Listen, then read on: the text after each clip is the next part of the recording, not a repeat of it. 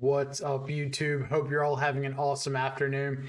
So, if there's anything that y'all might know about me, it's that I have two unhealthy obsessions in Magic. First and foremost, I love taking really undercosted corner case scenario creatures and trying to throw them in a Magic deck and maybe make them playable. The other is I love making tier lists.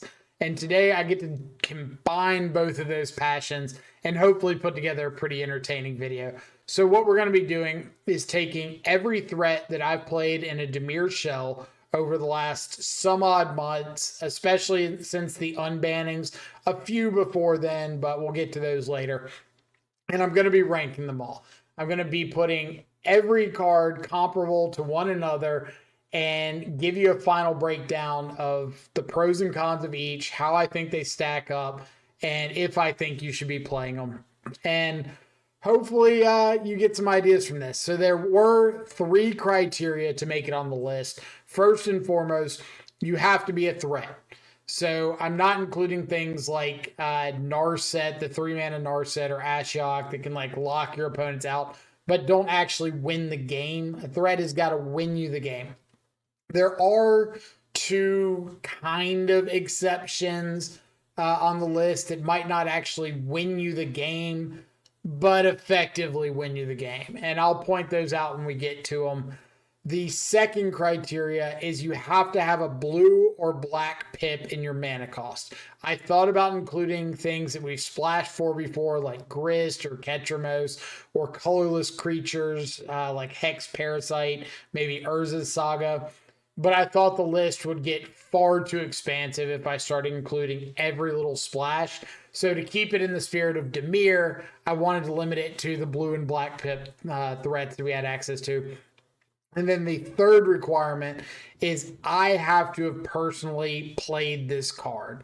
So we had some great suggestions on the Discord about stuff like Archon of Cruelty, Persist Shells, or Troll of Khazad-dûm Reanimator. Since I haven't personally played those cards and don't feel like I can rank them effectively without having cast them, I didn't want to include them on the list. I wanted these to only be cards that I have cast so that I feel I can give an accurate representation of them. But as always, I hope you enjoy the video. If you do, feel free to drop a like, maybe consider subscribing, leaving a comment. Greatly helps the algorithm. Greatly helps to show what kind of content y'all are appreciating. Other than that, hopefully I can put together something entertaining for you, so stick around. Let's start by breaking down our tiers. So as you notice, I don't have these broken down into like S tier, A tier, B tier, F tier, whatever. I wanted to give a little bit more idea of where the line is divided. So first off, we've got why you play Dimir. These are like the core threats that make you want to play this deck as opposed to like splash for some of this stuff or play a control shell or something different. This is the stuff that makes you want to play a Dimir tempo, Dimir creature based deck.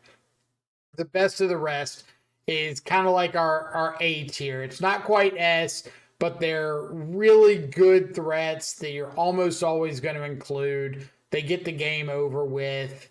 They embody a lot of the stuff that your deck is trying to accomplish, whether it's being a tempo deck or card advantage or baiting some removal, whatever the case may be.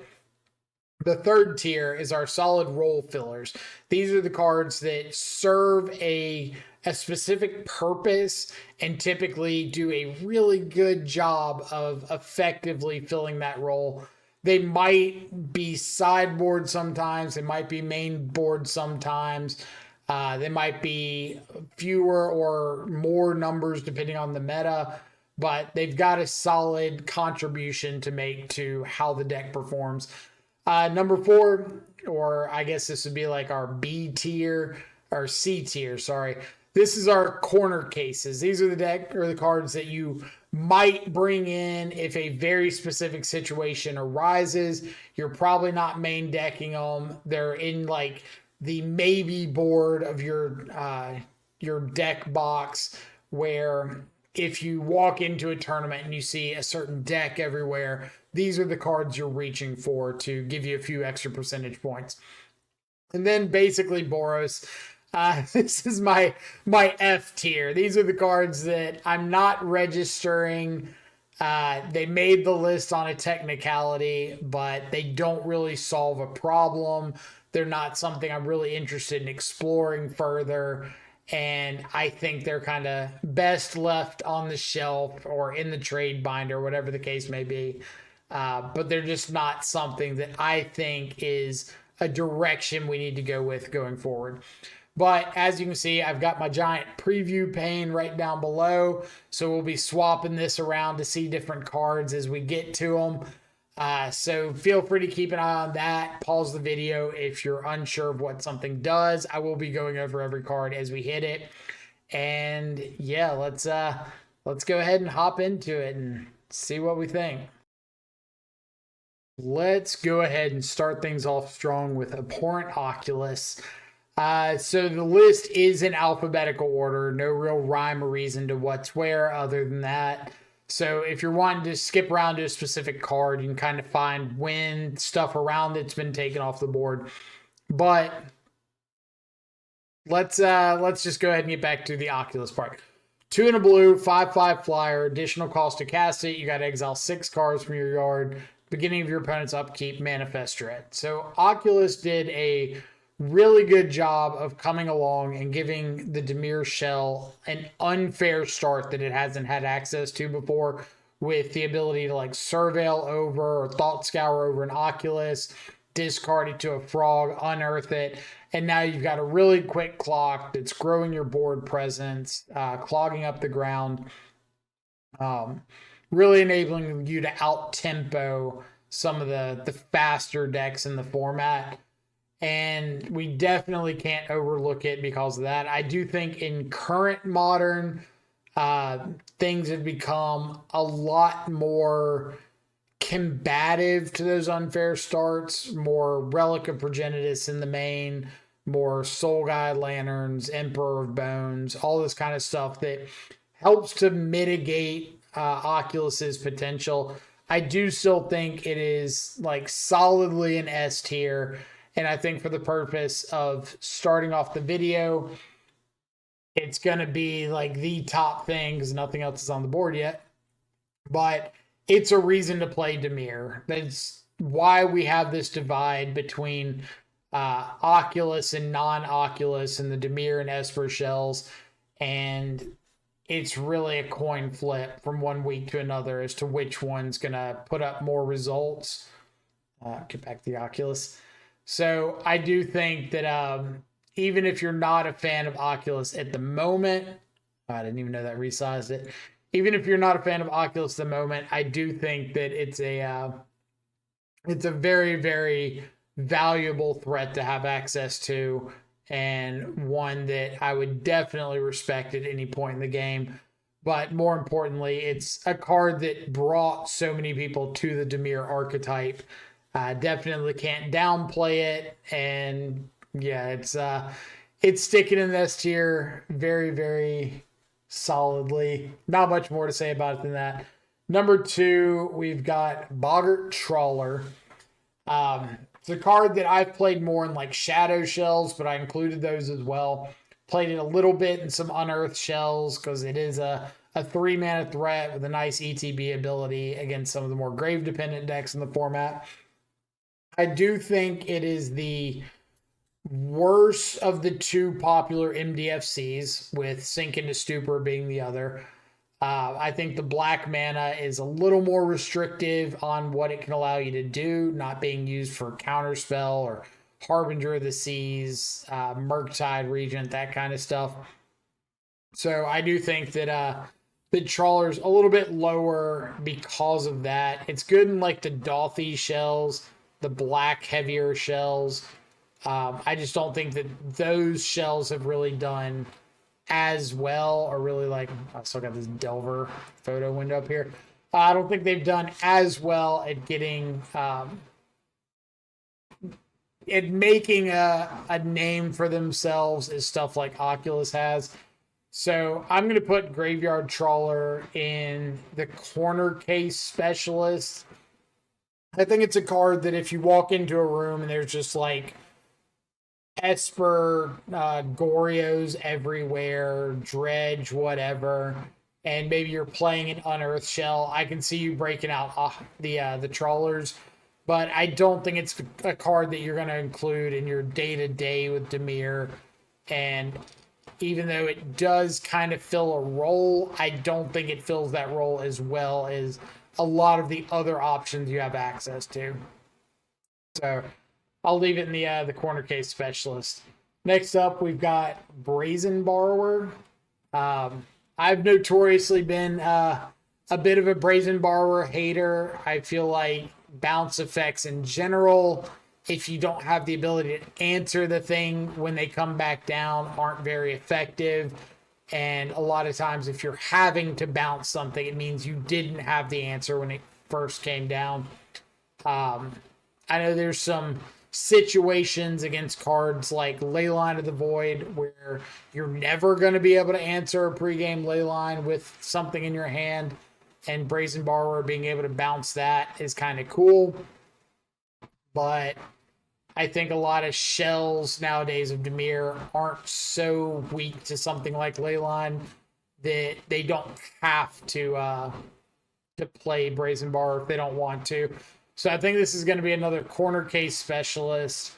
I am going to put it higher than Trawler. I think it's a little more universal. You can play Brazen Borrower if you've got a meta that's full of like opposing FrogTide decks, or against stuff like Zoo to be able to answer Leyline of the Guild Pact. It's a pretty good way of stopping any sort of enchantment, artifact shenanigans, but at the same time, you've got cards like Force Negation to interact with those things a little bit better. So I do think it's a specialist. I know plenty of people that would move it up into like role fillers, but I just don't think the card in a vacuum is strong enough for me to move it up that far. So next up on the list, we've got Dauthi Voidwalker, the 2-mana 3/2 from Modern Horizons 2, exiles stuff whenever we go to the graveyard. Where am I putting Dauthi? There's a lot of cards that I think could go into role fillers, could go into corner case specialist. I think I'm going to put Dauthi in role fillers.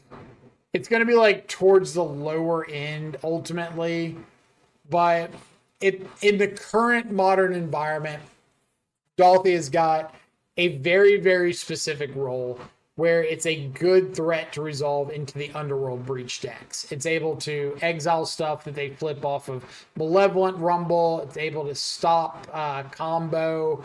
They don't have a lot of removal to answer it.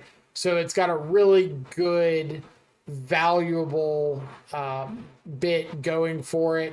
Now, if Breach gets banned in a couple days, which seems to be what's on everybody's radar, then I do think Dauthi falls a good bit. But until that happens, I can only make this list off of current modern, what's going on right now, what I think's likely to be the case for like this upcoming weekend. And with all that in mind, I think Dauthi is a solid role filler. On to Death Shadow. So I did mention that I included all sorts of Dimir shells in here. So Shadow, very obviously a good Dimir deck that I wanted to make sure I made room for. How do I think about the card Death Shadow itself? If you had asked me 3 years ago, then Shadow would obviously be an S tier. It's like you play Dimir for Dimir Shadow. It's just like the best Dimir archetype at the moment. Nowadays, not so much. We've already had the joke for years that Shadow is often the worst threat in Dimir shells. And I think that unfortunately that's still the case a lot of the time. I think Shadow's still a good card if you build around it. So I'm going to assume that wherever I put it in the ranking is based on building around it. So cards like Street Wraith, Dress Down, Thoughtseize, um, in high numbers, trying to be an aggressive tempo deck, maybe leaning into Stubborn Denial a bit. But assuming all of that and you're not just like jamming it in your normal Dimir shell, I think I'm going to put it as in the best of the rest. I don't think it's an A tier card if you're putting it in a stock Dimir deck, but I think if you're building exclusively for the purpose of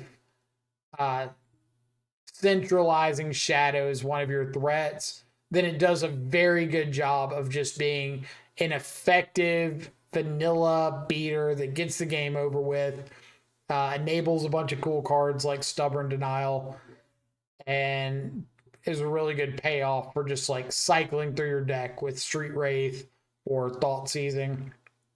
So I do think you can make decks that are really good with Shadow as a central figure. I don't think they're as good as the decks that centralize around like Abhorrent Oculus. So I think I'm pretty comfortable with the best of the rest, or like the A tier.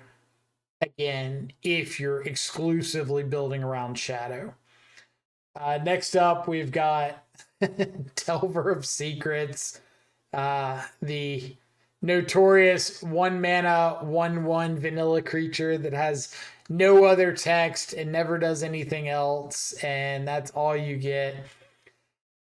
We did play this one recently, and when I say I flipped it one time, out of all the Delvers I cast, some of them sticking around for multiple turns, I flipped Delver one time. And I think it might have been 2 Delvers on board when I flipped them. And I think I still lost that game. I think Delver is an absolutely atrocious threat. We're not a brainstorm format. You just can't reliably flip it. Our cantrips, they suck. Let's be honest, they're terrible. And Delver does not benefit from subpar cantrips.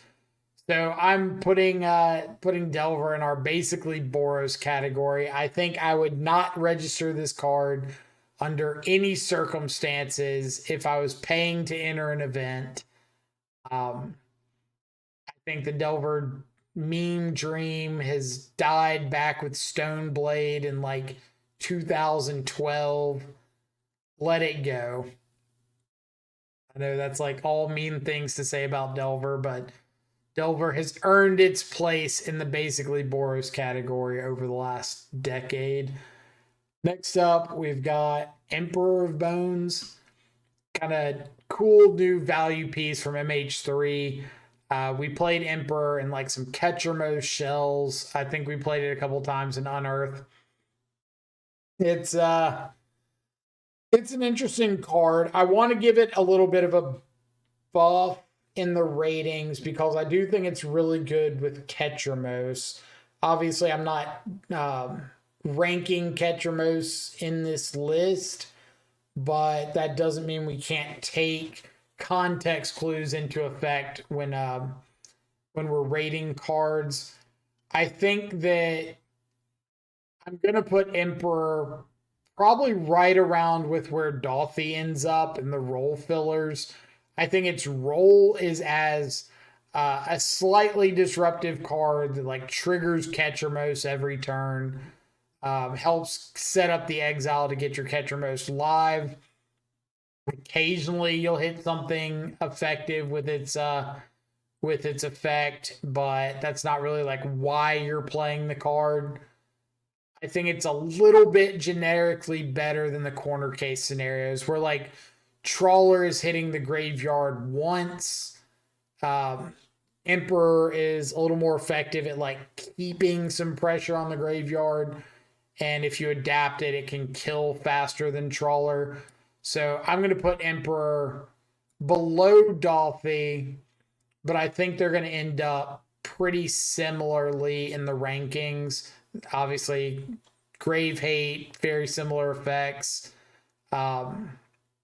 if you're playing Ketramos, then the Emperor probably gets vaulted ahead of Dolphy, but I think as a standalone card, it's a little bit worse than Dolphy is. But I think somewhere right in that realm is, I think, a good spot for it.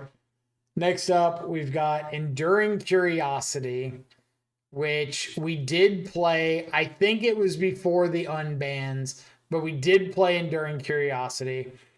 I thought it was really funny because the very first league we played with it, I want to say like match 3 or 4, I got paired against Sven's Feeder Sven playing Is It, who was also on Enduring Curiosity. So it was like the first league that Dustmorn was legal, played an Enduring Curiosity mirror match. We've seen the card like take over Standard for a while. Not currently, but previously. It might get played currently, I'm not sure.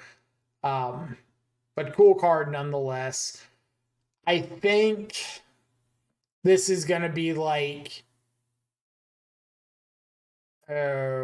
honestly, probably either at the top of basically Boros or the very bottom of corner case specialists. The problem I've got with Enduring Curiosity is I don't think it fits any specific like reason to bring it in. I'm gonna put it at the bottom of corner case because I can imagine a scenario where you walk into a room full of things like blue-white control, Esper control, whatever, and supreme verdicts, and you just want a flash threat that you can get on the battlefield, maybe get an attack in, get some sort of advantage. If they verdict, you keep it around and you get to hit them with some bowmasters. Some scenario like that. I think it's a very, very specific meta game. It's not very likely, especially with current modern, but I can kind of piece together a situation where I would want the card, and I think that's enough for me to push it out of the basically Boros tier. I don't think it's good enough to be a role filler, but maybe you're playing some number in, again, this one highly specific meta that's so unlikely. Next up, we've got Philology Archaeologist. I did not play Thunder Trap Trainer, so I couldn't include it, but I did play some Philology Archaeologist. Saw a little bit of popularity in the Unearthed shells because you do get to ETB mill 3 cards, so try to set up getting an Oculus or a Frog or something in your yard. Maybe find an Unearth off the Archaeologist to unearth that thing you flipped over. It also saw some play in the Persist Archon lists, but didn't play those. So all I've got is what I have played with Archaeologist. If you're wanting to play like a Flare of Denial build, then Archaeologist gets a lot more of a buff. And even though it's a 0/3 and it's not really much of a threat, it can have a 1/1 counter on it. So I did want to include it in the list because it technically can be a threat and kill your opponent. Ultimately, I don't think Archaeologist is worth the spots, but if you're wanting to play Flare of Denial and Unearth Oculus, then it does do a good job of like enabling all of that stuff with one card. So I'm going to put it, I think I'm actually going to put it in the solid role fillers. Below the Grave Hate stuff, because I think the Grave Hate stuff is more universal, but Archaeologist does like a better job of its very specific role, filling the yard, digging for Unearth. There have been like the new Neoform Oculus lists. It helps dig for Neoform in those, finds Flare of Denial. So I do think it's like a better piece in the decks that specifically want it. I just don't think that it has much reach beyond those. So I'm going to keep it in the role fillers, but it's going to be lower than the more generically useful role fillers. Next up, Gravy Train, Graveyard Trespasser. 2 in a black, 3/3, ward, discard a card. ETB or attack, you exile up to 1 target creature from a graveyard. If it's a creature, you exile up to 1 target card. If it's a creature, your opponent loses a life, you gain a life. And then if it's night, you exile 2 instead. I didn't even find out until recently that Graveyard Trespasser could exile like 1 thing from both graveyards when it's flipped. So that's kind of cool, but not very relevant to the ranking. Where am I putting Graveyard Trespasser? I think that it's a really good card in the Unearthed shells. I don't think it's good in the traditional Murktide shells. But if you're on an Unearthed shell, I would not fault you for playing a couple copies, especially if you think like Boros is going to be really popular. It's okay into Breach, just being like an aggressively slanted threat. It's good into the Mirror. I think I'm going to put it the top of solid role fillers. I think it's good as like a value threat. And like I said, it's really good into the Mirror and Boros. It's not going to be particularly good into your like big mana matchups. So if you're expecting a certain meta, it's not going to be like an auto include in all of your decks, which I think is kind of reserved for best of the rest. But there's absolutely room for like a couple Graveyard Trespassers in the 75 of the majority of Oculus lists, Unearthed Oculus lists. So I think I'm pretty comfortable leaving it in the solid role filler. Yeah, I like that. I think it's better than Dothian Emperor of Bones. The clock's quicker. The disruptive element's a little bit better. It's a little bit harder to kill. And when you're talking about the Unearthed shells, you're often paying like 1 mana for your Trespasser instead of 2 for your Dolphy, since they're not likely to be in the same shell. So yeah, I'll stick it at the top of solid role fillers. Up next, we've got Gurmag Angler. I've got to preface this by saying the only 2 times we played Gurmag Angler were in a budget Dimir video. I think it was actually budget Dimir Shadow. And we played a Grixis Shadow circa 2017 list where we just took an existing like 2017 list, ran it card for card and tried it out. I think Gurmag, unfortunately, is going to make it down into our Boros tier.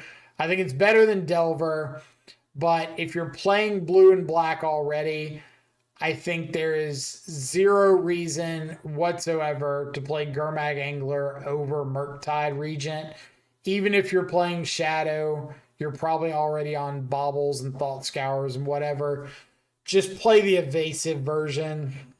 I hate to say it. I love Gurmag so much, but picking up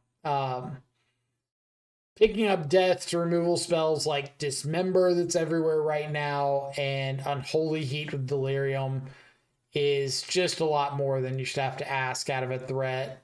So sorry, buddy, you did well. We've always got a special place for Gurmag Angler in our hearts. We'll still register it from time to time, but I just don't think that current Modern is as friendly to it as it could be. Next up, we've got Harbinger of the Seas. This one's going to be an interesting rank. I think I think I'm going to put this in S tier. And I'm sure I'm going to get some looks like, why is this not in role filler? Because it does fill a very specific role. And the reason is, I think Harbinger of the Seas has solidified itself as like a 2 or 3 of in every single Dimir list, like period across the board, that's having any sort of continued success. And the reason being is it personifies the idea of like, this is why you're playing Dimir instead of Esper, Grixis, Sultai, because Harbinger of the Seas is such a beating of a card against a lot of archetypes in current modern. Strip mining sagas, shutting out Amulet, stopping colorless mana production against Eldrazi, just does such a good job of those roles. So I think I have to put it really high. I'm considering the best of the rest, but I literally named the category why you play Dimir. And Harbinger just feels like this is why, this is one of the cards that you play Dimir for. Whether it's Oculus, Murktide, whatever. If you're playing Dimir in current modern, at some base level, you're playing because you have access to Harbinger of the Seas. So I think I'm going to make my first very bold claim and put Harbinger in S tier. It might not even be that bold of a claim. Might just be like, Harbinger's a really good card, put it in S tier. Makes sense. Wipe your hands of it. So yeah, we're going to keep Harbinger there. Next up, Jace the Mind Sculptor, which we do have kind of a funny art down here. I mentioned at the start of the video that there were a couple cards that won the game, but don't technically win the game. So I wanted to consider them threats because they do have to be answered eventually. If you choose to win them or use them as a win condition, but they don't actually in the game on the spot. They don't get your opponent to 0 life. That's kind of the case with Jace the Mind Sculptor's Ultimate. It effectively wins the game. Like, you shuffle or you exile their entire library and their hand becomes their library. If you've played this long drawn out grindy game and you've been fate sealing with Jace, their hand's not going to be very good, very relevant. Those cards being put into their library really doesn't matter. The game's effectively over, even if they're not actually at 0. So I'm going to keep Jace on the this is a threat scenario.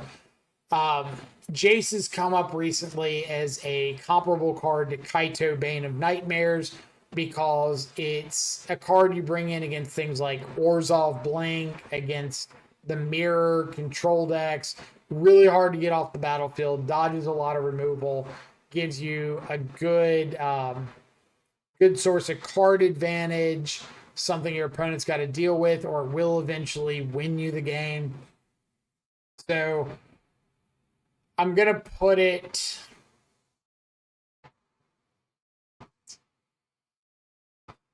Oh, this is a tricky one too.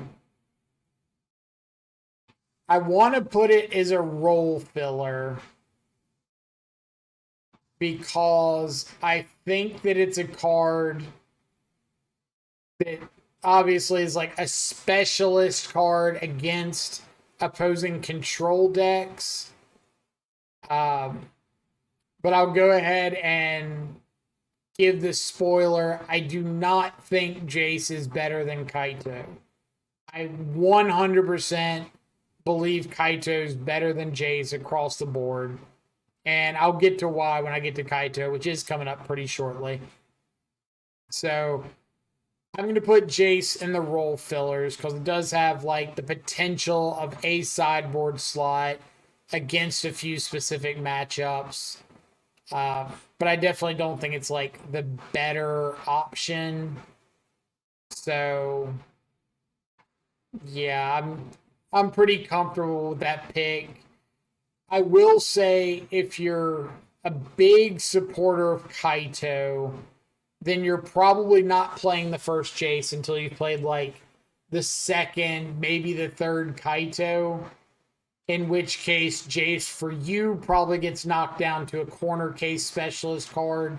Like you've got to have a really heavy control meta or Orzhov meta and want another card for that matchup.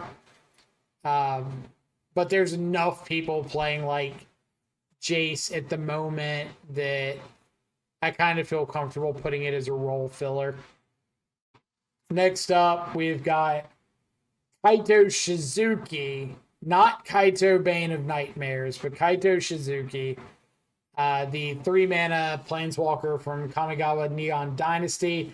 I had to include it because, yet again, it is a threat. It can make ninjas. The ninjas can attack and win the game. It's got blue or black pips in the mana cost, and I have played it. So it fit the bill to make it on the list. Do I think Kaito Shizuki is a playable card at the moment? Not really. I have played it since the unbans. I played like a Kaito tribal Dimir list. I had a lot of fun with it. I think if you really want to play a tempo heavy Dimir list with some extra like 1 mana, 2 mana threats, whatever the case may be, Kaito's a really cool planeswalker to fit in that. I think just like Jace, it's just worse than Kaito Bane of Nightmares. So unfortunately, I'm probably going to put Kaito in the basically Boros category. I think it's better than Gurmag Angler in current modern, but there's almost no reason to play Kaito Shizuki when there's like 3 or 4 or 5 or 7 cards that kind of fill the same role but do it a little bit better. So I can't even imagine like a corner case where I want Kaito when I'm already considering moving Jace the Mind Sculptor down to corner case. And if that's my like extreme corner case option, I can't imagine like a world where I'm ever bringing Kaito Shizuki out of the box. Again, unfortunate. I really like Kaito. I liked it in previous Grixis Shadow Shells, but I just don't think there's a world for Kaito Shizuki when the real star of the show, Kaito Bane of Nightmares, exists. So Kaito Bane of Nightmares really started picking up some steam when Orzhov was picking up popularity. We tried it a little bit previously, like way before Orzhov picked up. I liked the card. We always kept it in the back pocket. Started seeing some suggestions of it. Gave it a shot. Really liked it. And the card has kind of exploded in modern popularity since then. I will 100% say I do not think that how to word this correctly. The current popularity of Kaito, I do not attribute to me initially.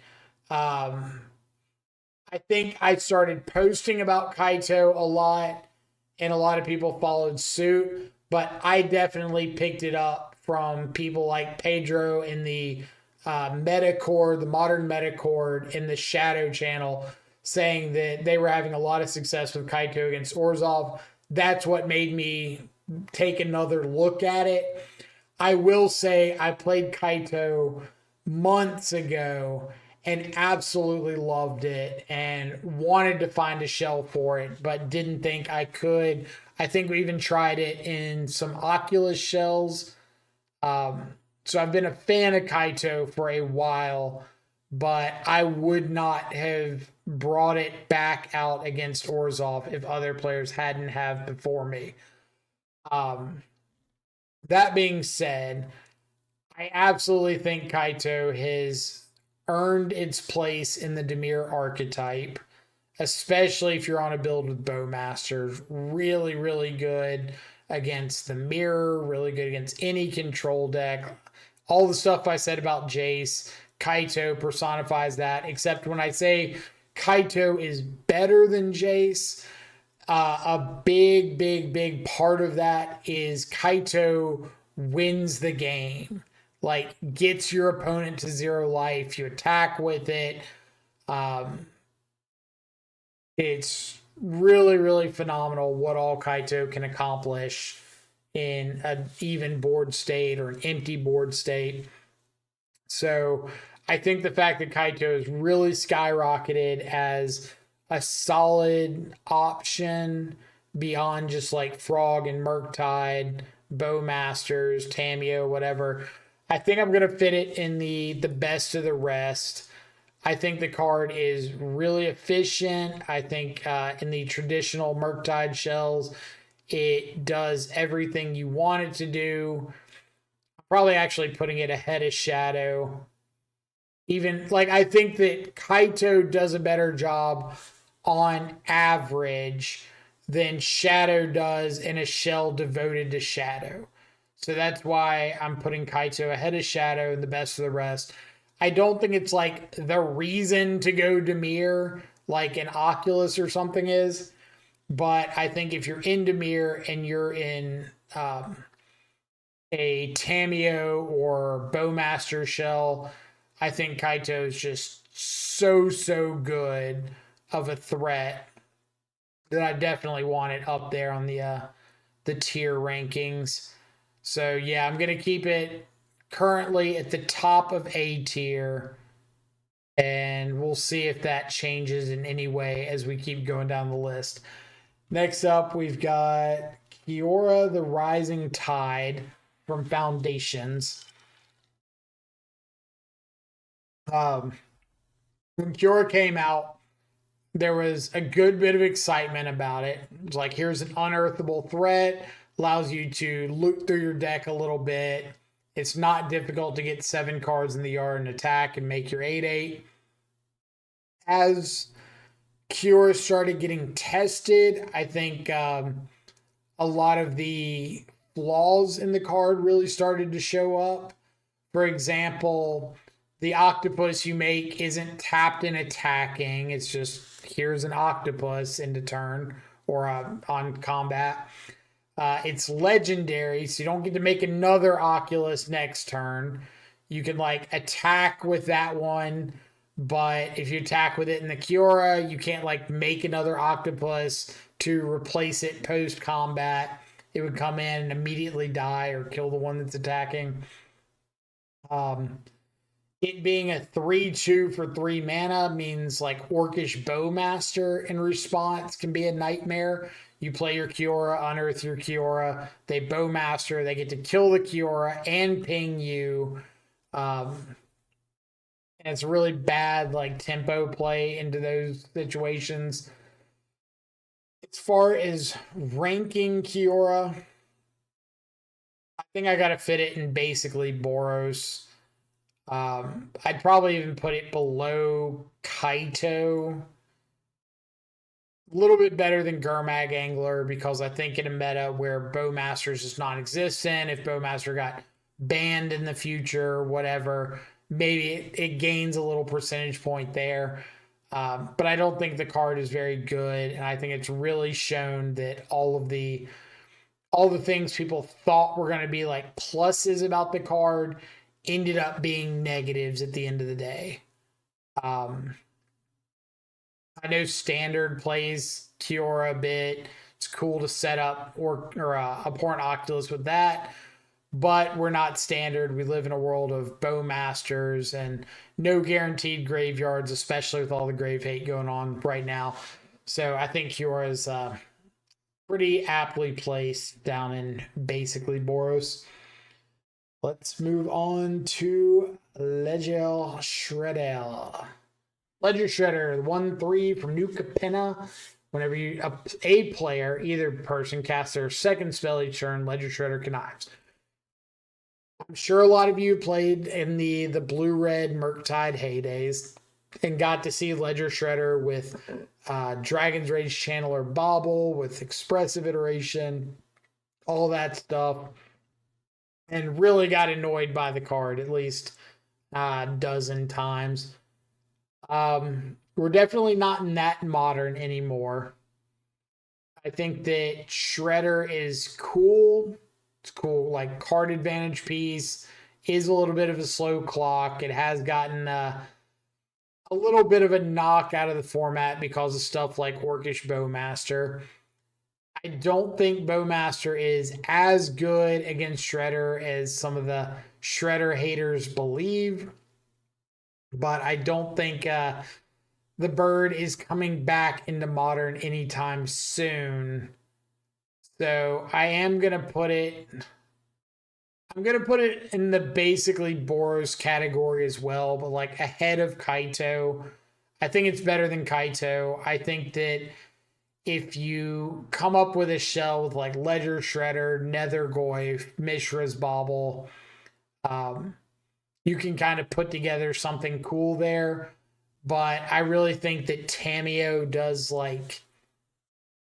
I don't want to say everything Ledger Shredder does because Ledger Shredder attacks a little bit better.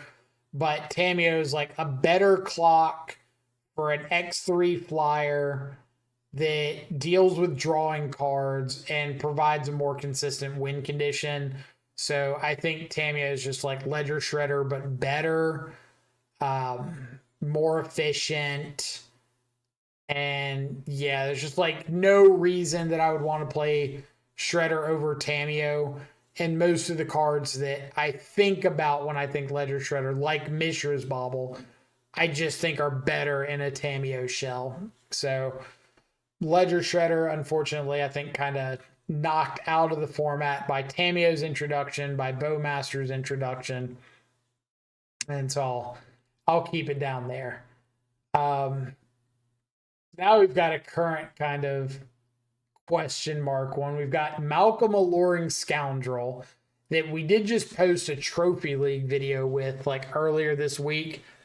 A card that I wanted to try out a while ago, but Orcish Bowmasters was too popular, so I never got around to it. Finally gave it a shot the other day. Had an opponent kill it immediately. Got to loot some cards against Eldrazi. I wasn't disappointed in Malcolm. As far as how you might evaluate the card, I'm sure we're going to have very different places we're placing this card. I think that Malcolm is a decent card at filling the specific role that I wanted out of the card. So I wanted something that played into the instant speed game plan, the consider, counterspell, Orcish Bowmaster kind of plan. So a flash threat, really important. Wanted it to be low costed. So comparing to things like Tishana's Tidebinder, more subtleties, a little more of an ability to get it on the battlefield proactively. And I wanted it to solve a problem that I had. In this case, it was the fact that so many of the cards in Dimir are extremely polarizing. There's some that are S tier cards against Boros, but F tier against Eldrazi.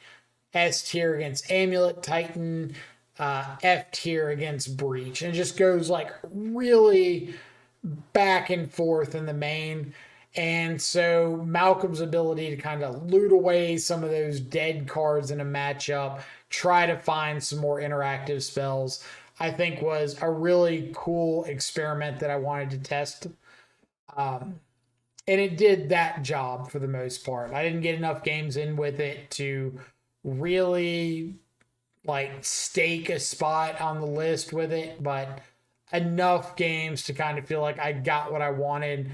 And as some people have joked about in the Discord, but I do think carries a lot of weight, it's a blue card. Worst case scenario, does pitch to subtlety, does pitch to force negation, though I don't think that's always what you want to do with it. So I do think it fills a role. I don't think if you're comparing Malcolm to Tameo or Bowmasters or something like that, you're going to be really disappointed. It's not supposed to replace a threat. It's not supposed to um, replace a win condition. It's supposed to be a cantrip that's got some ability to deal a little bit of damage. It's not supposed to be a damage dealer that tries to cantrip. So I'm going to put it right around the Philology Archaeologist spot. I think that it's like Archaeologist, that it fills a very specific role, and there's not a lot of things that you have access to that do something similar.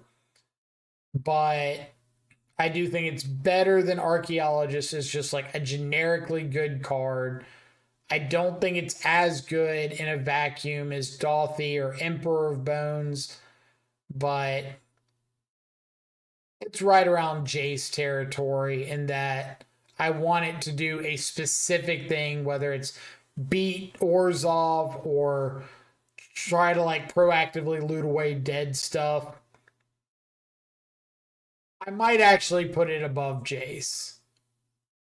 That might be like blasphemous talk to the Jace supporters, but I think I have an easier time justifying putting Malcolm in my 75 as a proactive thing than I do putting Jace in the deck.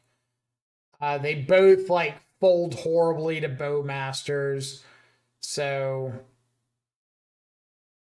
pretty comparable on that front. If your argument is I don't want to play Malcolm because Bowmasters exists, but you're willing to play Jace, we got to have a talk. But I think they're like neck and neck. I just think that Malcolm, I'm a little more likely to play as a main deck card if I try it out again. Whereas Jace, I don't think I'm ever playing in the main deck, but has probably a more impactful role in the matchups that I want it for. Okay. Mockingbird. Mockingbird, we played in a couple Shadow Shells when it first came out. It's cool. It's like this phantasmal image style card. Just a mana cheaper, which is relevant in like your Shadow Nethergoyf build. Also gives the flying counter, or it has flying. Doesn't give a flying counter, has flying. So making a Shadow, making a Nethergoyf with flying. I think that overall the card is pretty bad, and not so much that it's like a bad card in dependent on the format. I know it's good in standard, but for the decks that were trying to make Mockingbird work, not so much Jeskai, talking specifically about the Dimir builds with Shadow, Nethergoyf, whatever.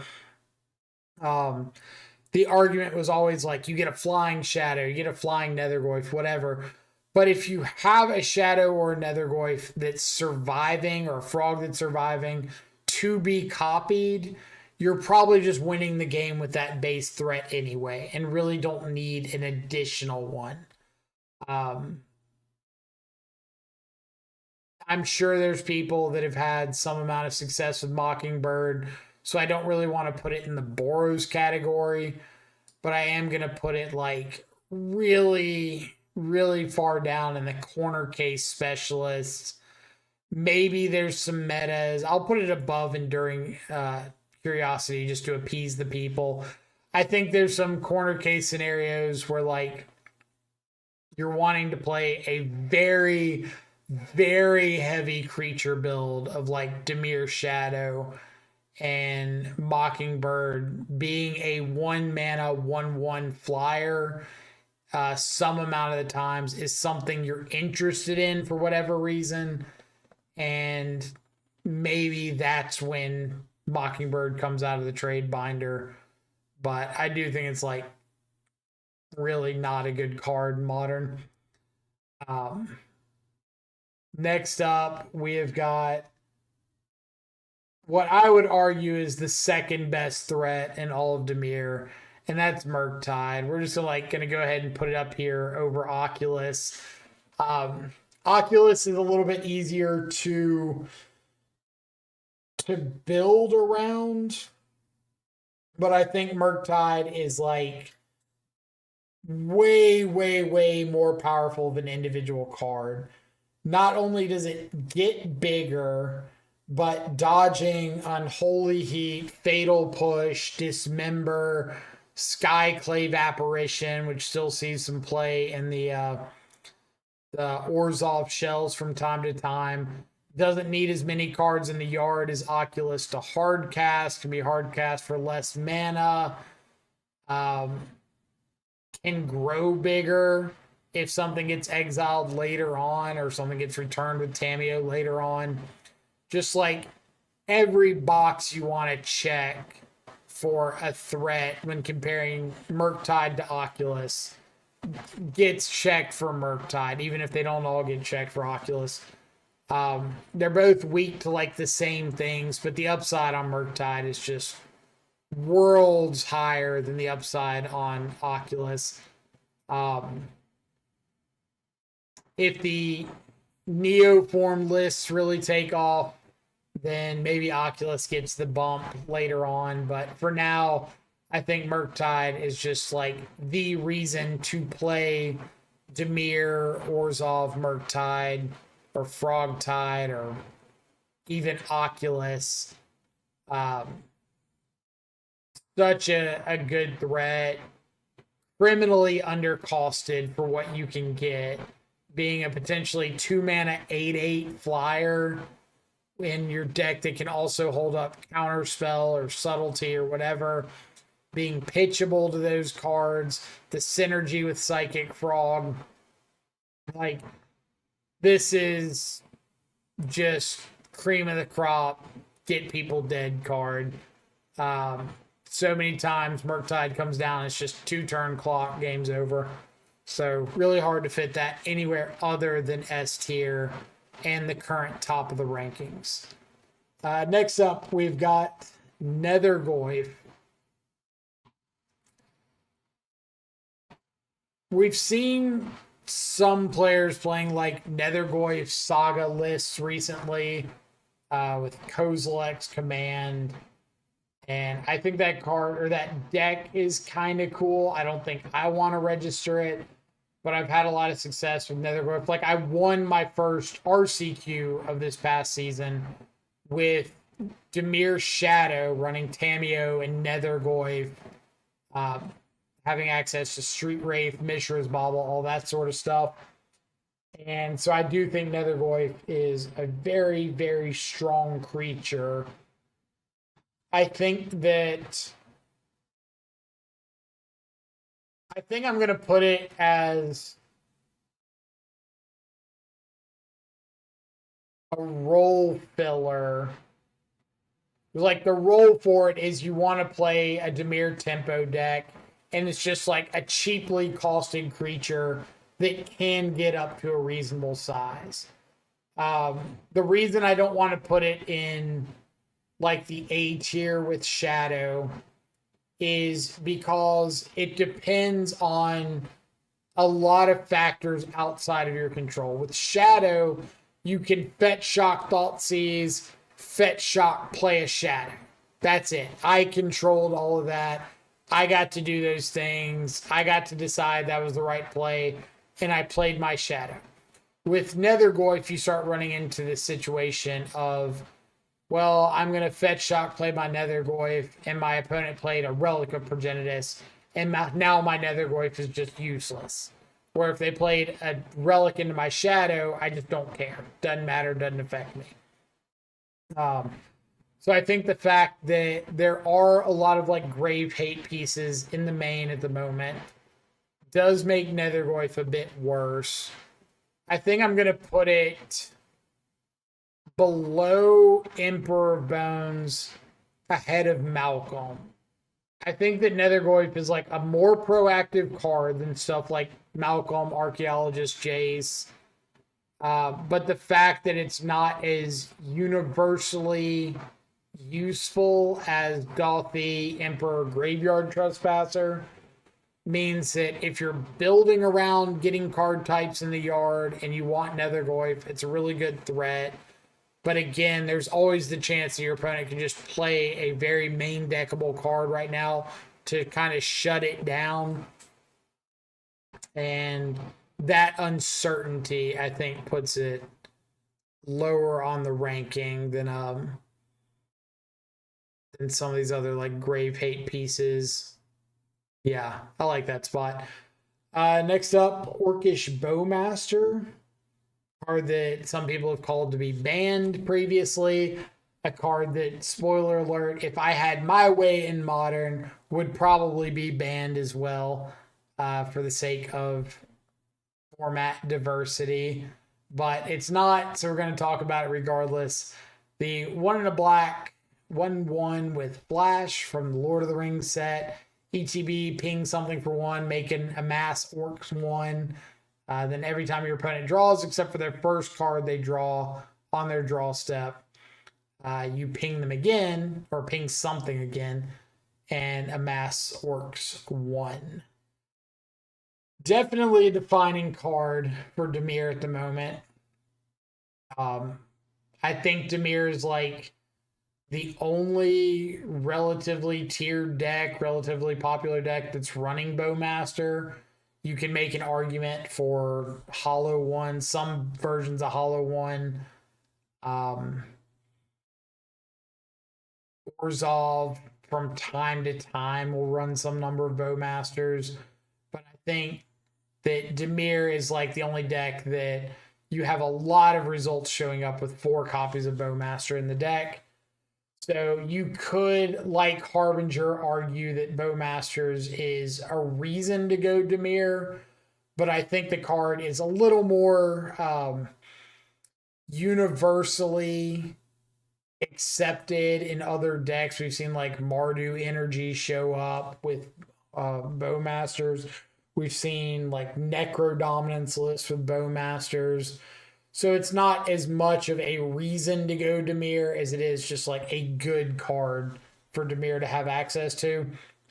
So I'm going to put it in A tier with Kaito and Shadow. I think that I'm probably putting it ahead of Kaito. I think Kaito in a vacuum is the stronger standalone threat. But Bowmasters being like the key enabling piece for Kaito is a big deal. And there have been so many matches in the modern format in recent months where we've had situations of opponent cast a Goblin Lore, we flash in a Bowmaster, they scooped. Opponent neoforms away their Allosaurus Rider, we flash in a Bowmaster, they draw 7, we shoot the Gristlebrand, they scoop. Opponent plays a Tameo, goes to draw some cards, we flash in Bowmaster, kill the Tameo, they scoop. Stuff like that really makes Bowmaster be this like S-tier threat when your opponent's drawing cards and reasonable body / flash effect when they don't. So the floor is really, really good. The ceiling is really, really good. I just don't think I can define it as a reason to play Dimir. So I'm going to keep it an A tier. And I do think it's just like more generically useful than Kaito. So I'm going to keep it above Kaito.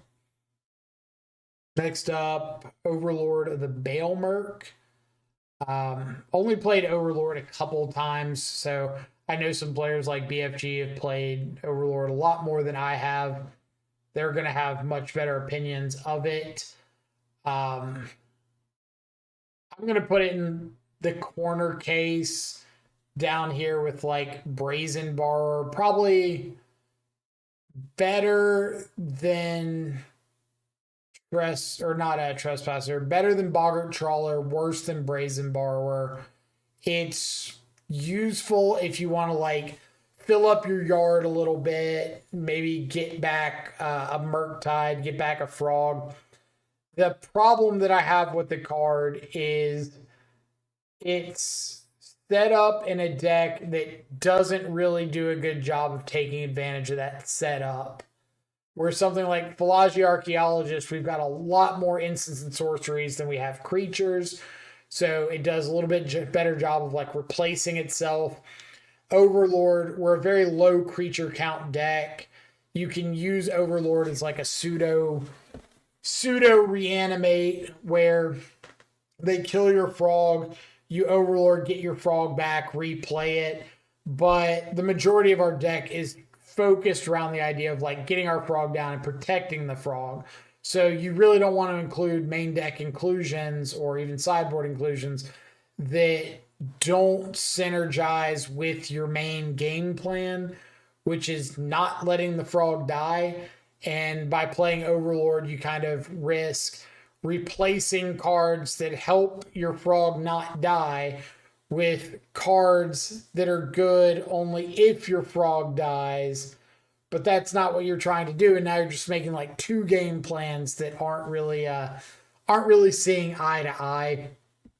So Overlord, pretty low on my radar, but I can't deny the fact that it's just like a low cost ish, standalone ish threat. It's got some reasonable uses, creature heavier builds. It's got some plus. The only problem is without something like Grief in the format, like it's really nice for Overlord to get back Solitude and get to invoke your Solitude right away.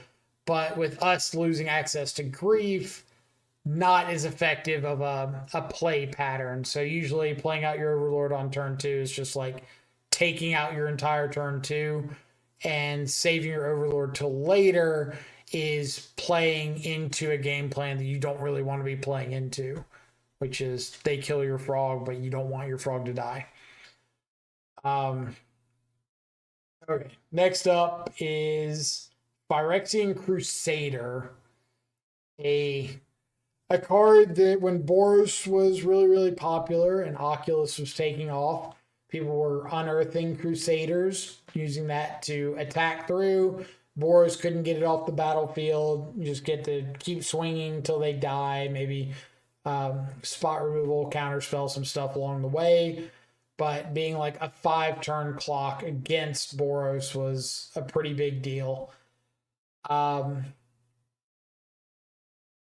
would put Phyrexian Crusader in the corner case specialists if I thought that it was even good at that job. The problem I have with it is I don't think Crusader was very good at that role. Like that role of beating Boros. But if you have a Crusader and an Oculus in the yard early against Boros, you're never unearthing the Crusader over the Oculus. And then if you do unearth the Crusader, there's still a chance that you're losing to like Guide, Ocelot, Ragavan, Flage, a Johnny, Bombardment, all the normal Boros stuff. And Crusader doesn't help you not die to those things. So, and the fact that if you ever need like Toxic Deluge or something, you kill your own Crusader anyway. So I'm going to put Crusader at like the top of basically Boros. I think that it's a card that is good in some specific things like Jeskai Control, where it dodges all the removal, all the interaction. But we've just got so many better tools for those kind of matchups. It's kind of like, where did I put it? Like Kiora, Kaito, Shizuki especially, where I could see a corner case for playing the card, but I'm already debating putting better things down into corner case. So I can see corner cases for playing Phyrexian Crusader, but there's already stuff that's good into those matchups that I'm wanting to bump down. So I can't justify playing Phyrexian Crusader over some stuff that's already like borderline coming down into that tier. So yeah, just the fact that it's like my 7th option in those matchups means I'm never getting around to it. I don't even want to like entertain it. Looks like Picklock Prankster is up on the rankings now. We saw some players like Pygonti really showcase Picklock Prankster, create a lot of buzz and excitement around the card. It's a cool effect. The instant speed, mill 4, potentially get back a Brazen Borrower, get back an instant or sorcery, kind of do the Philology Archaeologist job of flipping over an Oculus, drawing you an Unearth. So it does have some utility. I think if we're going to put it on the ratings list, it's very fitting to put it right around the Philology Archaeologist. I'd probably say Prankster is a tad bit better. It's actually probably a good bit better, right? You see an extra card on the mill. You can get back something like Brazen Borrower that Archaeologist can't. You do have to invest 2 more mana into attacking with it, or into playing it out as an attacker. But if Archaeologist gets something back, then it's a 0-3 anyway, so at least Prankster is always going to be a 1-3. So I'll put Prankster ahead of Archaeologist. I think power level wise, it's just a lot lower than everything else in the role filler tier. But I do think it's got a specific role. It does that role fairly well. I just don't think it's as good as the other role filling cards in that archetype in the Oculus builds. I don't think it's better than like Frog or Thought Scour. But it does the job it's there to do. So I can't really hate on it that much. I think it's better than Brazen Borrower because it's better at doing its job. It's more impactful in its ability to do its job in the archetype that wants it than Brazen Borrower is in like a generic modern standpoint. So yeah, I'll put it right there with Archaeologist. Usually it's kind of the case that similar effects are going to group together because they kind of have interchangeability. And I think that's kind of how Picklock Prankster Archaeologist works. Like Archaeologist is going to be a little bit better if you're wanting to run Flare of Denial. Picklock's going to be a little bit better at like filling your graveyard a little more. So just kind of pick lock whichever one you want to go with. But don't. Psychic Frog. Yeah. Like, nope, get out of the way. FrogTide. Psychic Frog, I think, is by far the best creature in the archetype. I don't even think it's particularly close. I think it blows Murktide and Oculus out of the water. I think there's a very clear reason that you'll have lists that are on like 4 Oculus, some Neoform lists on 3, some lists on 3 Murktide, some cutting down to 2, some on 4. But you never see less than 4 Psychic Frog in the main deck of every Dimir and Esper and Grixis list and whatever else, because it is just the best thing to be doing on turn 2 in Dimir, in Modern, period. You could say the same thing about like Legacy and Vintage at the moment too, which is insane. But Frog just does everything you want out of a threat. It's evasive. It can grow as the game goes on. It's good on turn 2. It's good on turn 4. It's good on turn 6. It outgrows pretty much everything in the format if you want it to, outside of maybe an opposing Murktide. But even still, then it can potentially outgrow it. Makes blocking a nightmare, makes attacking really easy, provides card advantage. It's a discard outlet. You don't have to do anything, which I think is a really underrated point on Psychic Frog's checklist. Is a lot of these cards, like Kiora enters, you have to draw, you have to discard, or Emperor Bones, you have to exile every turn. Sometimes you don't necessarily want to. Psychic Frog is all optional, or outside of the draw card, but even if your opponent's got a Bowmaster, you want to draw a card. So I just think like everything about Psychic Frog across the board is almost perfect. Wouldn't change a thing. S tier, best card in the deck by a mile. What can't be said is the same thing for Stalactite Stalker. Sorry, everybody in the Discord that believes Stalactite Stalker is like an S tier over the top threat. I don't quite share your optimism. I think that on turn 1 with a fetch land, it's a cool card. I think when you get it up to like a 3/3, a 4/4, it's a reasonable threat. But you got to have so much go right for it. Like, Stalactite Stalker needs all these fetch lands. As soon as you have to play a Dark Slick or a Gloomlake Verge, it just shoots itself in the foot, which is miserable.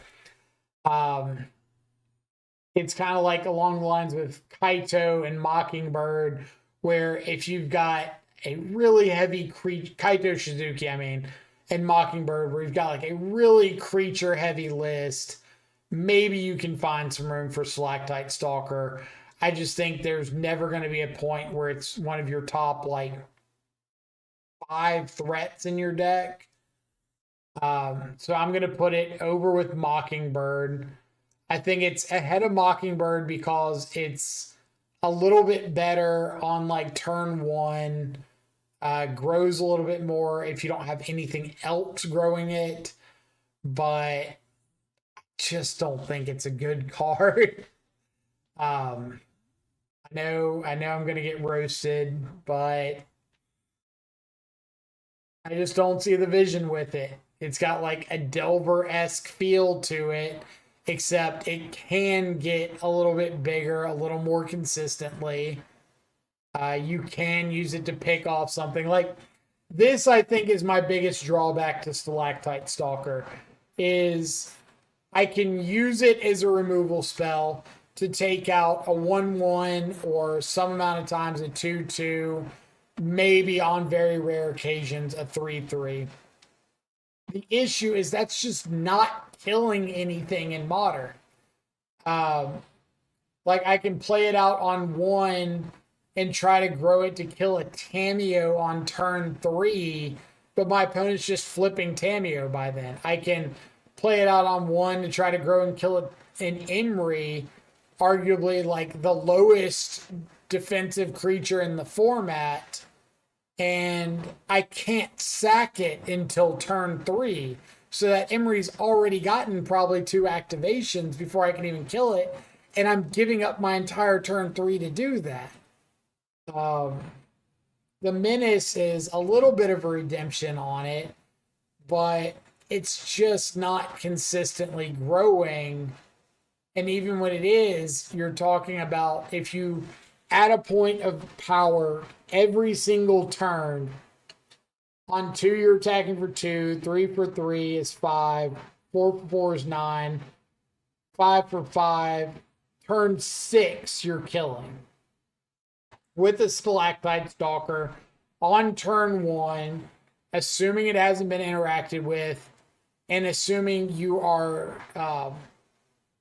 descending every single turn from there then on out, which you don't want to be doing. You don't want to hit a fetch land 5 turns in a row. It's just not a plan you want to play for. So Stalker, keep it in the corner case. If you want to have a very, very creature heavy build, maybe there's an argument for giving Stalactite Stalker a shot. I don't think that's where any like current Dimir lists are seeing success. So I think any list that is trophying with Stalactite Stalker is trophying despite having Stalker in their deck, not trophying because Stalker was in their deck. Street Wraith. I love Wraith. Wraith is great. Wraith is obviously phenomenal with Shadow, phenomenal with Tamiyo and Nethergoyf. It's even really good with Overlord of the Baelmerk, which I don't think we've played a list with like Nethergoyf, Tamiyo, Overlord, Shadow, Street Wraith. Well, maybe that's something we need to look into. It's definitely a role filler. I'm, again, including it on the list. I know most people want to cycle it every time they draw a Wraith, but it can attack. It is a True Name Nemesis-esque card, as we say on the Twitch stream all the time. It's unblockable a lot of the times when you want to hard cast it. Dodges a good chunk of removal, like Fatal Push and Lightning Bolt, Prismatic Ending. So yeah, I'm going to put it as a role filler, mostly because of the utility. But I will put it very low on the role filler list. I'm treating it like Shadow, where I'm assuming you're building around putting Street Wraith in your deck. So Shadow, Tamiyo, Nethergoyf, wanting to lose life, wanting to cycle, wanting to get a creature in the yard, wanting to draw cards, whatever the case may be. But it's got the upside of maybe potentially getting hard cast and turning sideways. But I'm going to put it on the role fillers because I do think that the cycle is by far and away the best thing about the card. But you just have the utility of it being a creature later, but it doesn't have to be. So, yeah, I think role filler is fine. But as a threat, I'm putting it much farther on the list because it's not going to be a threat the vast majority of the time. Subtlety.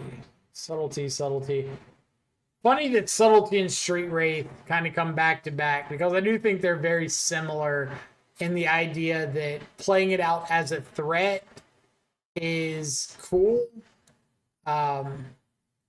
Usually not what's happening. That being said, I have been on stream recorded saying I think the best thing about Subtlety a lot of the times is just being a flash 4 mana 3/3 flyer. So I got to take that into account. I definitely think it's a role filler. I think it's a cool threat. I don't think it's like an efficient or consistent threat. But I do think it's cool. I'm probably going to put it above Dolphy, below Graveyard Trespasser.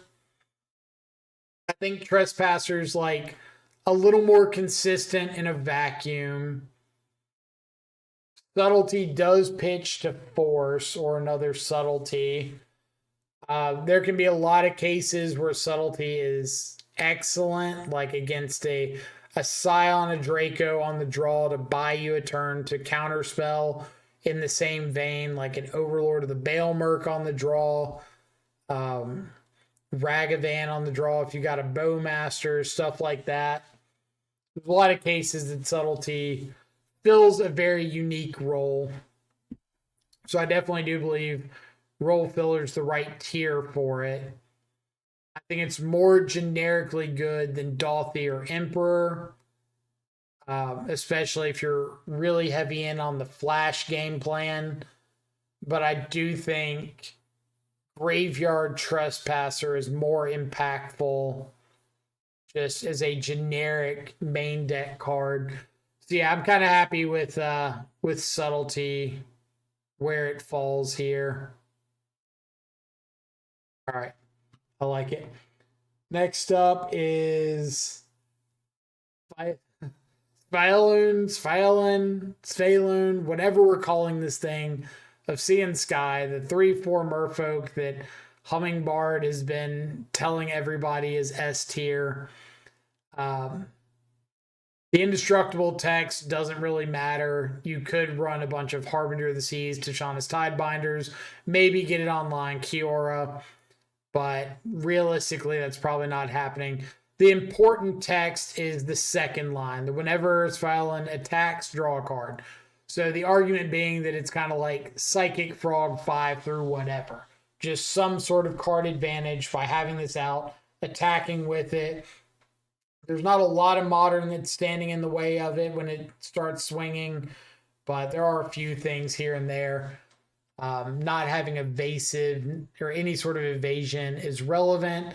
It does give other merfolk ward. It does not give itself ward. So it's not really protecting itself. I'm going to put this as a corner case specialist. Kind of for this. Yeah. Yeah, I'm putting it as a corner case specialist. Probably above Stalactite Stalker, below Boggart Trawler. I think Trawler has got a little bit more of a scenario where I want to have access to it, where Spy is a little more generic, but I don't want it as often, or I don't want to make room for it as often. I think, especially now that like Kaito is taking off in popularity, the reason that I'm putting Spy here is kind of like some of these 3-mana options, Ledger Shredder, whatnot, that I'm putting in basically Boros. I see a lot of stuff that I could shift down, and so I don't want to even consider shifting some of the basically Boros stuff up. Spy is kind of in that same realm where there's a lot of stuff that I can see getting shifted down to overtake it, but the stat line on it is better than a lot of the other options. Like a 3/4 is closing out the game and attacking into a lot more than a 3/2 with Kiora. Or it's more of a proactive play and a beater than a 1/3 Ledger Shredder. So I think the body on Spy is keeping it ahead of some of those cards and sticking it in the corner case. Maybe I see a meta with a bunch of like lightning bolt effects, and Kiora or Spy surviving lightning bolt is relevant, or a lot of, I don't know, control matchups where I just want more things that do something. Spy can be relevant, but it's really not that likely that that scenario comes up to me. So yeah, I'm going to keep it in corner case between Stalker and Boggart Trawler. Tameo, Inquisitive Student, our favorite 1-mana planeswalker from Modern Horizons 3. 0/3 flyer, flips when you've drawn your 3rd card for the turn. Where am I going to fit Tameo? I think off the bat, it's either got to be the very top of solid role fillers, or it's got to be near the bottom of the best of the rest. I think it's not as good as Bowmaster, not as generically good as Bowmaster or Kaito. I think there's a lot of games that you play out Tameo, you don't have time to crack the clues, so you just have a 1-mana 0/3 flyer. We're not as good as like some of the Saga decks at taking advantage of having clues. So just attacking isn't good enough to include the card. You have to be able to flip it or draw those cards to really get the effect. Tamiyo, like Malcolm, should be thought of as a replacement for a cantrip, not a replacement for an existing threat. But I do think Tamiyo is significantly better than Malcolm. I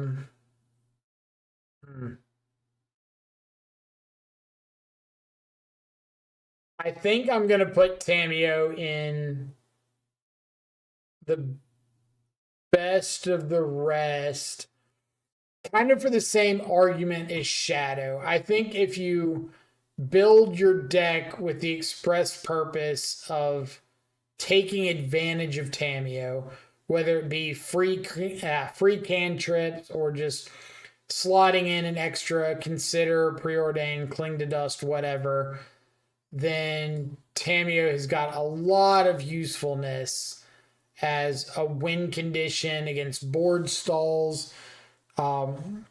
Really help you break parity. I think I'm going to put it above Shadow. I think they're kind of comparable in the 1 mana play, but don't really do anything until you've gotten farther than turn 1. But I think Tamiyo is a little more generically powerful than Shadow. Like, Shadow needs to attack, needs to get through. Tamiyo needs to attack sometimes to make clues, but doesn't have to flip. Doesn't need to get through. Still makes the clue. Really good pairing with Kaito.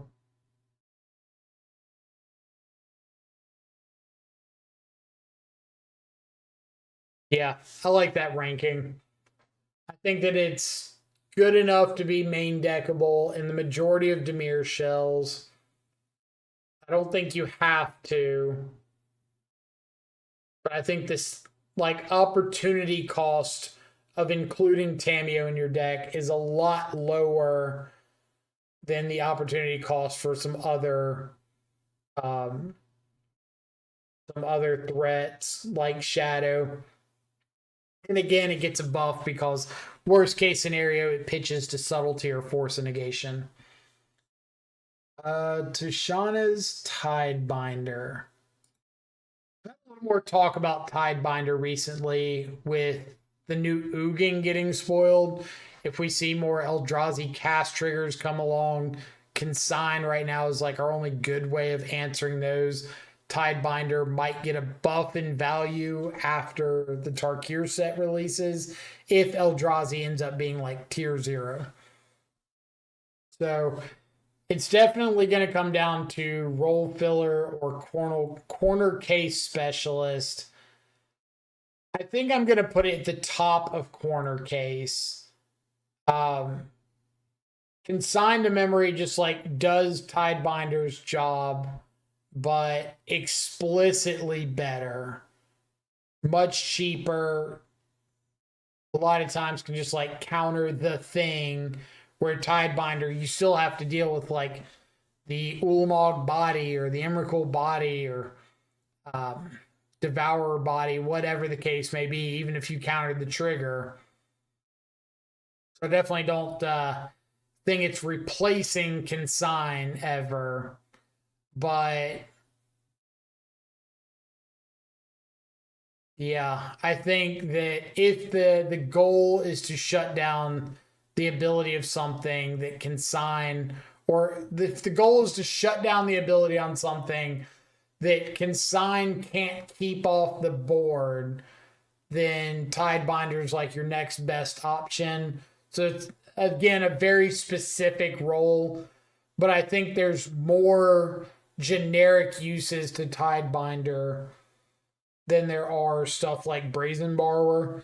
Because sometimes you just Tidebinder a fetch land, or you Tidebinder a planeswalker and just shut it down instead of Brazen Borrower, where you still have to answer the thing later.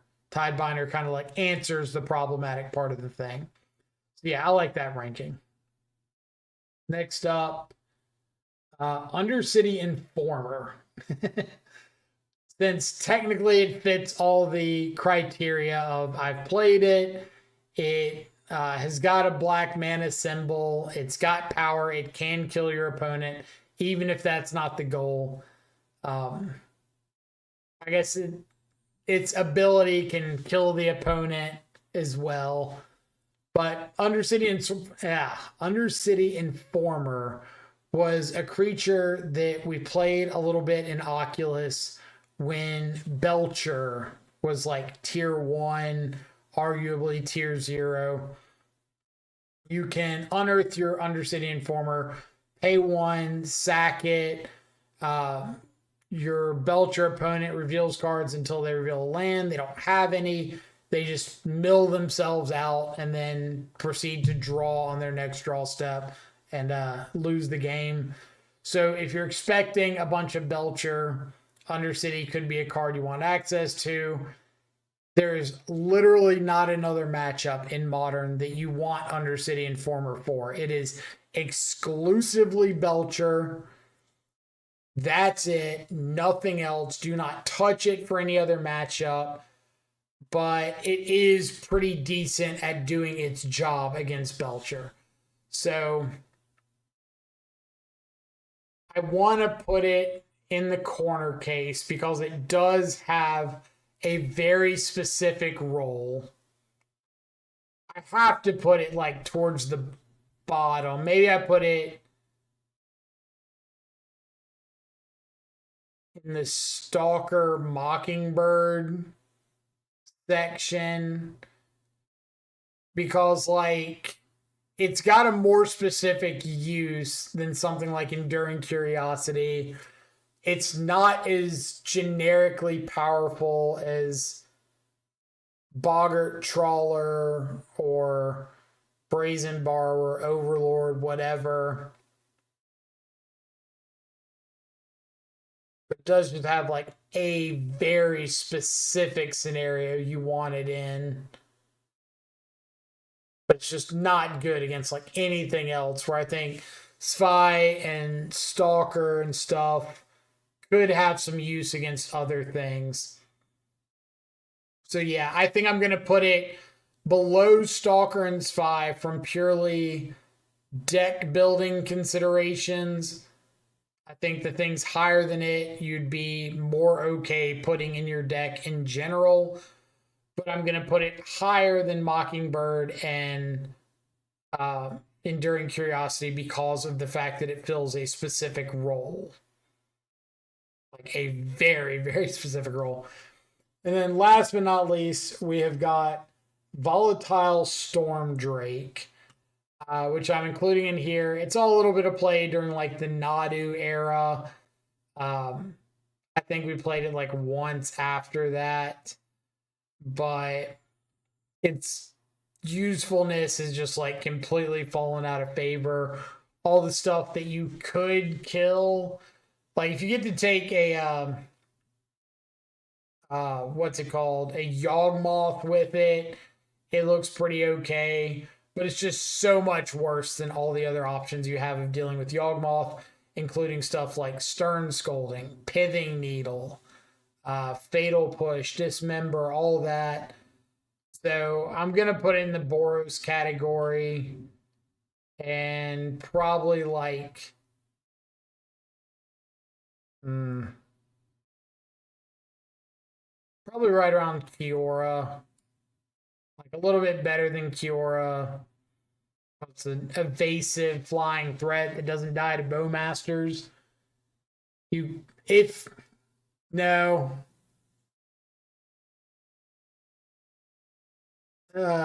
am I ranking this thing? It's really low. It like doesn't affect the list at all.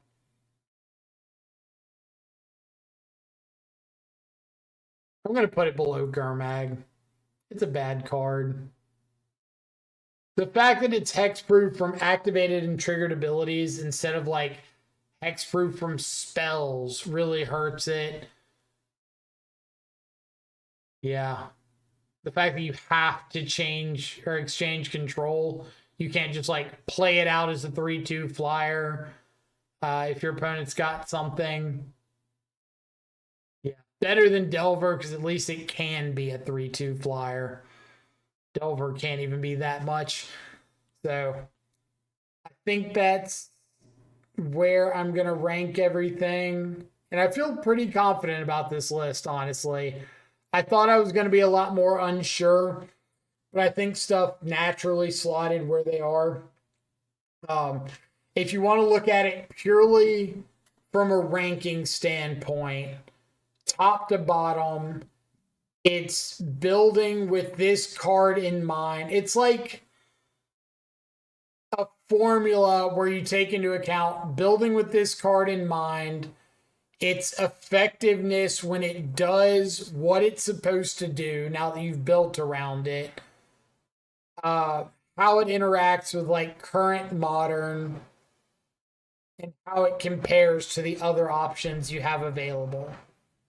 And I think going from like Frog to Delver, I'm pretty confident with this list. I like where everything turned out. Yeah, that's what I got. Hopefully, hopefully you enjoyed walking through the thought process here. I'm sure there's plenty of pieces here that you're going to agree with, not agree with, want to swap around a bunch. I'm always interested in hearing what your thoughts are. So feel free to leave a comment. Let me know where I screwed up, where your pet card should have been, why my rankings are completely absurd and you think I'm a terrible content creator, whatever the case may be. I love to hear all of it. So let me know. Other than that, I hope everybody has a fantastic rest of your day. My voice is absolutely going out. So go enjoy some good food and company. I will catch y'all back live later. Adios for now.